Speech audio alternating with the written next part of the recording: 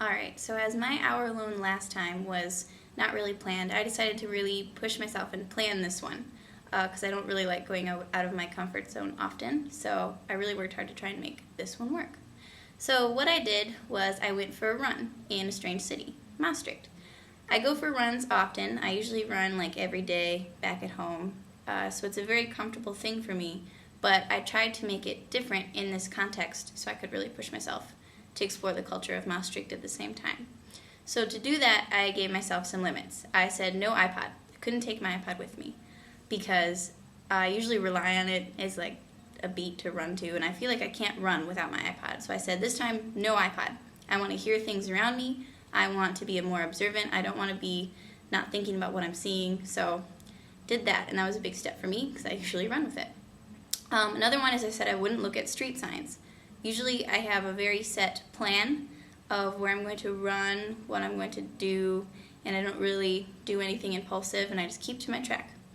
And also, because I run on a college campus, I always have to be aware that it's not always safe. So I'm always kind of worried about what time is good to run, where to run that's okay. If people are coming one way, they don't, and I kind of prejudge them and say, maybe I shouldn't run by them, I change my direction. So I wanted to change that too. One of my global competencies that I didn't talk about earlier is that I want to be less judgmental.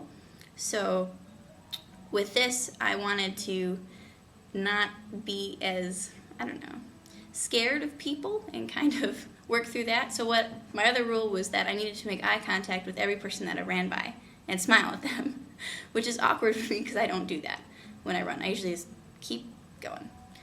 So I left, and it was kind of rainy and stormy, so I was a little bit afraid, but I just said, just keep going. So I decided to go a way that we've never been before here in Maastricht. So I went kind of up away from the hospital into a residential area. And I ran up there, didn't know where I was going. It was a little bit scary at first because my prejudging told me that this might not be the nicest neighborhood. There was graffiti, things seemed kind of abandoned, and there were no people around. So I was pretty scared. Started to get a little panicky, but I told myself just to keep going, and I concentrated on my breathing, and I concentrated on looking around me. So I was trying to calm myself down, so I was observing the different houses, and I noticed the different neighborhoods and how they changed as I ran through them. And one thing I noticed is that the houses here in this neighborhood were really plain. They were without any decoration on the outside, just flat, modern, really cool looking, but just very, very fundamental and plain. And they didn't look very welcoming from the outside. But as I started to notice, I would look in windows a little bit as I walked by, that the insides of the houses were really beautiful and just decorated well and decorated simply and colorfully. And it kind of reminded me about how I kind of prejudged the Dutch people when I first came here. I got the impression that sometimes the Dutch people that I encountered were a little bit cold up front. They didn't seem as friendly. But I noticed that as you keep talking to them, they kind of warm up and their true personality comes out. So they don't, even though I've noticed that not many Dutch people smiled at me, especially when I was running, they're really warm people. So I need to remember that. So noticing the neighborhoods really reminded me not to prejudge people and to really pay attention to cultural boundaries like that.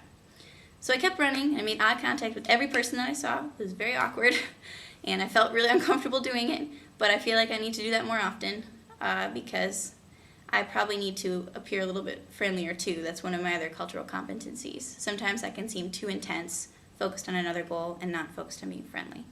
So that's what I'd like to do in the future, is kind of adapt what I did on this run to when I'm walking around the city, when I'm walking around with others, be very friendly, be very observant, and not prejudge people. So this run was a nice step in the right direction for me, but I think I could push myself even further to do more things like this in the same context of traveling. So hopefully I'll push myself even further as time goes on. Thanks.